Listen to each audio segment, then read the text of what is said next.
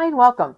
In this video, I'm going to share some of the differences between healthy conflict and harmful conflict and offer ways that you can improve your communication in your relationship.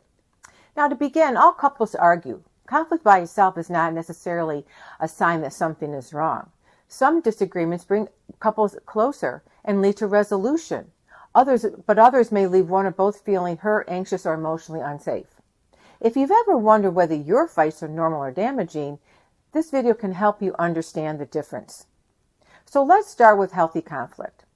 What does healthy conflict actually look like? Yes, it's uncomfortable, but it remains respectful, and that really is key. 1. Both people stay engaged rather than shutting down completely. 2. The focus stays on the issue instead of personal attacks. There's room for both perspectives, even if you don't agree, which is common because the goal is to seek to understand. 3. You may still feel frustrated or emotional, but there's an underlying sense that the relationship itself is not under threat. 4. You're able to manage your emotions in a way that you don't become overwhelmed or dysregulated. And even if that means taking a time out and then coming back. 5. Healthy conflict usually includes repair, and this is key, an apology, clarification, or an effort to reconnect afterwards. 6. You walk away feeling heard, even if the problem isn't fully resolved. Now, let's move on to harmful conflict because it has a different emotional tone to it altogether. 1. Arguments may escalate quickly because they do become personal or repeat without resolution. The arguments repeat themselves without progress as well. 2. You might hear criticism, blame, contempt, or defensiveness. One person may shut down while the other person pushes harder. 3. Afterward, you may feel drained, anxious, ashamed, or distant, unsafe, and often feeling dismissed. And 4. Over time, this type of conflict erodes trust and emotional safety. Instead of strengthening the relationship, it slowly weakens it and often leads to avoidance rather than resolution.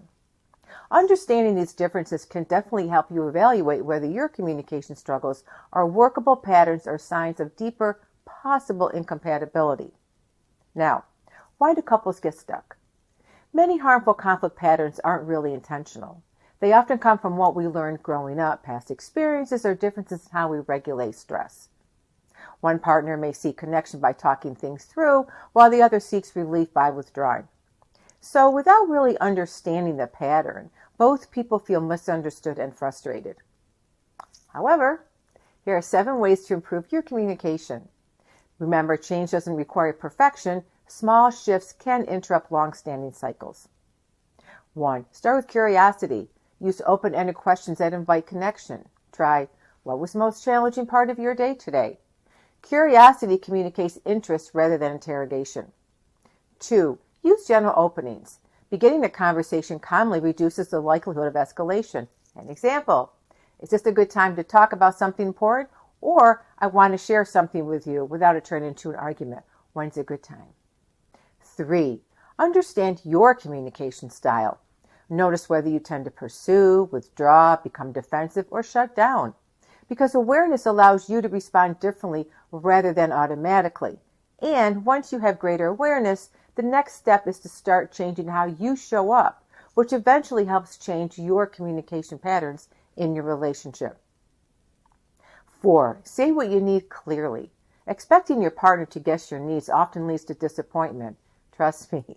Clarity reduces misunderstanding and resentment. Learn how to express yourself in ways that improve communication so your partner understands where you are coming from, and this will also help you. 5. Take breaks when flooded with emotions. Remember, when emotions escalate, the brain's capacity for rational discussion decreases. Agree to pause, calm down, and return to the conversation later. The key is actually returning, as it always is. Hit the pause button, but then come back. Because you have to come back with a plan that both you agree upon and do that. And remind each other that we decided to go with this plan. The word is we in this sentence when people are looking to change their patterns. 6. Stay on one topic. Bringing up multiple past issues overwhelms both partners and prevents resolution. Address one concern at a time. Don't go throw the kitchen sink in, as this never works. And 7.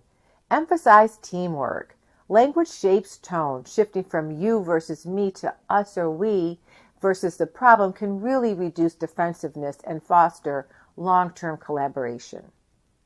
In closing, healthy conflict strengthens relationships. Harmful conflicts undermine them.